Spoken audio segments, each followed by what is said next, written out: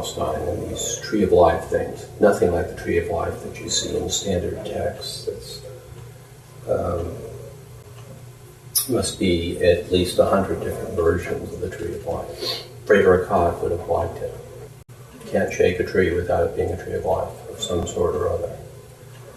But in the 1700s, Europe began to change, partly as an after effect of the Protestant Reformation, partly as a result of the opening up of the New World, and partly just internal dynamics, just the way history unfolds itself. Rosicrucianism and its aftermath began to become very, very widespread, had a substantial following, and began to develop some really literate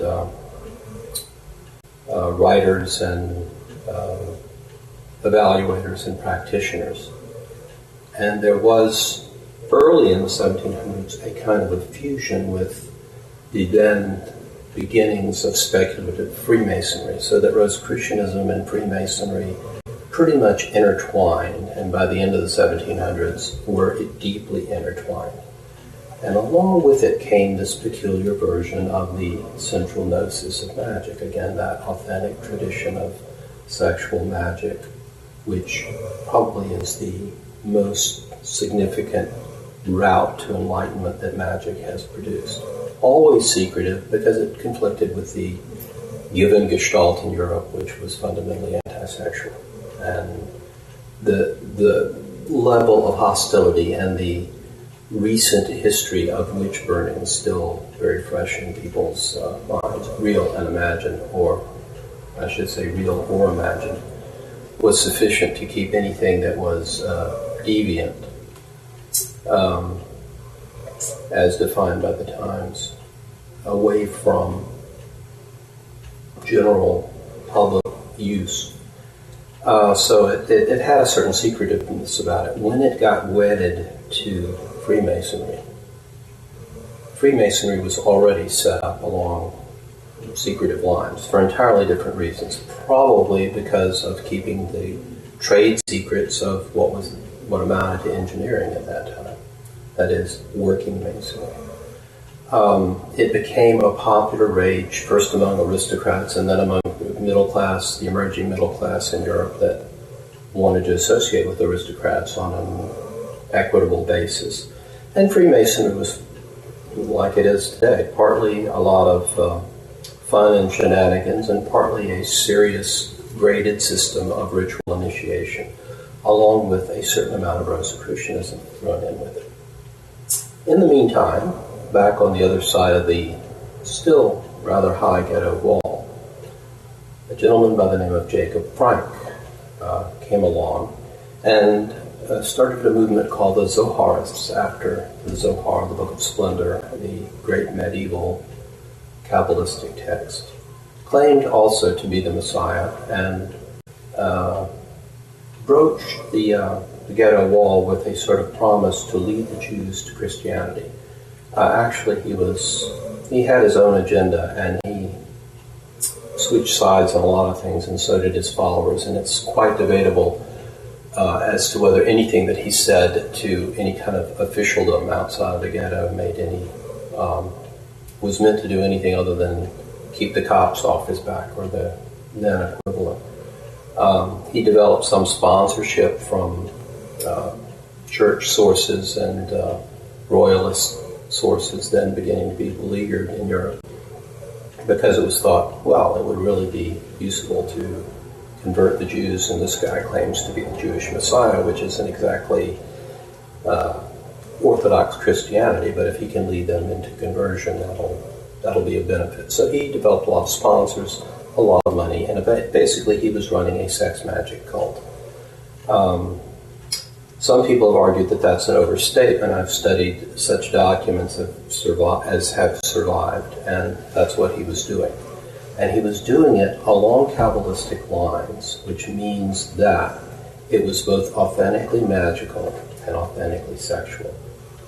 Because it was primarily confined to Jews, it was also permitted because Christian Europe had an interest in supporting this guy as opposed to the rabbis who he completely rejected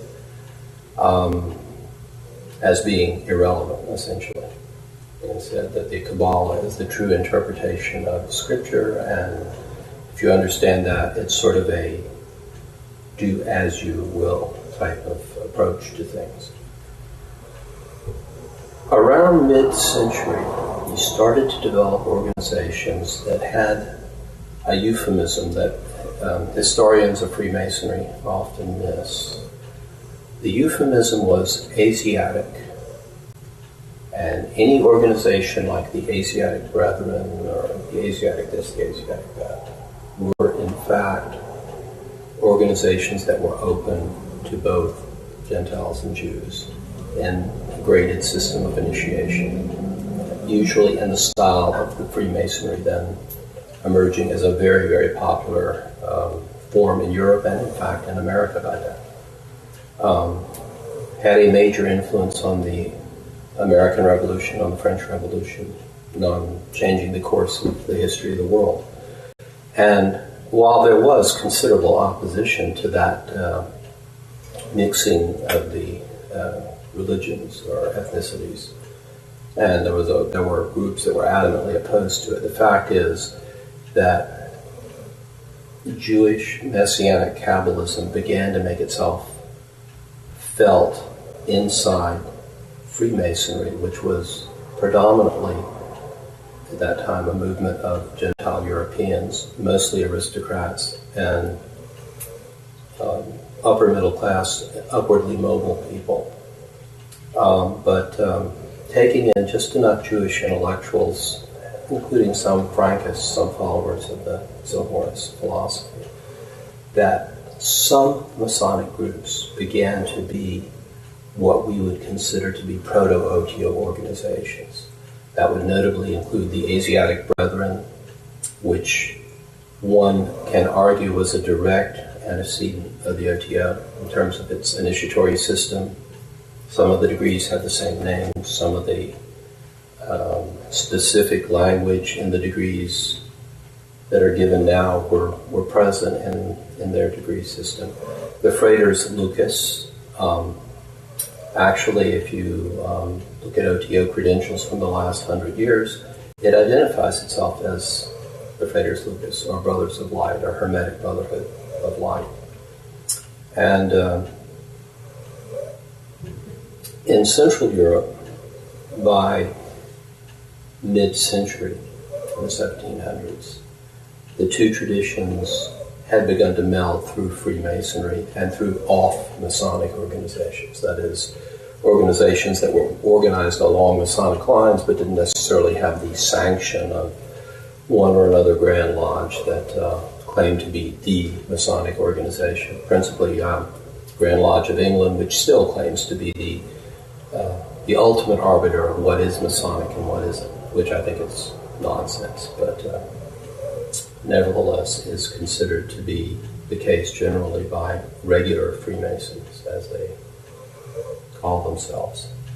So the authentic tradition sort of fused this Rosicrucianism and Zohorism, maintained in a degree-oriented ritual initiatory system in the type of organization that I mentioned in the latter part of the 18th century. Something resembling modern occult societies which preserve and present in a gradually unfolding series of initiations the central gnosis of magic, which again is sexual magic, a term more difficult to define in practice than it is to simply mention off the top of one's head. You see that tradition carried forward in the 19th century in such organizations as the Masonic Rite of Memphis and the Masonic Rite of Mitzrayim, which for a while were considered quite legitimate.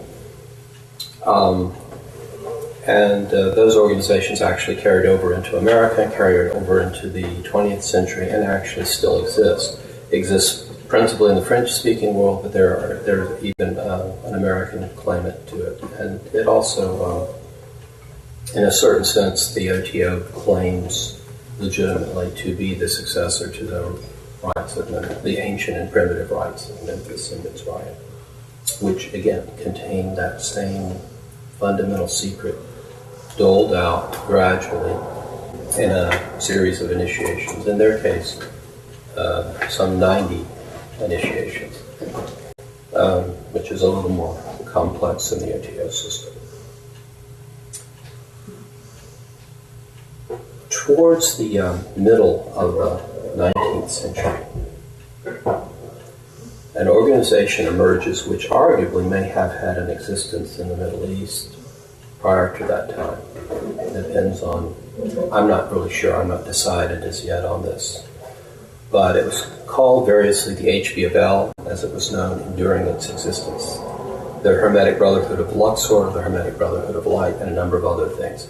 It was not primarily a graded system of initiation. It had the 3-degree system, as almost all organizations with a Masonic pattern have, ending in a kind of mastership degree. But that was not its primary focus. Its primary focus was to communicate the central gnosis. And in fact, the OTO, the Ordo Templi Orientis, evolves directly out of the Hermetic Brotherhood of Light. That's not really disputed or disputable. It claims to be, beginning with Theodore Royce, the second Grand Master of the OTO. Some argue first Grand Master, to be the Hermetic Brotherhood of Light. There are other organizations that make similar claims, but they don't follow a degreed initiatory system, and they certainly do not teach the central gnosis that is communicated within the OTO. That brings us up to the pre-modern period. Official OTO histories say that the OTO was chartered around 1902-03. The old official version, I think, is much more correct. It came into existence in 1893-94 in a meeting between an initiate or acquaintance of the ideas of the Hermetic Brotherhood of Light, Brotherhood of Euless, as it was known in America, mostly, by the name of Carl Kellner. And Theodore Royce, who was sort of into any weird Masonic movement he could get involved in, and was a skatey sort of guy, a very mercurial and interesting human being. He may have been a spy, he may have been a royalist, he may have been an anarchist, he may have been a socialist, he may have been somebody who worked many sides of the street.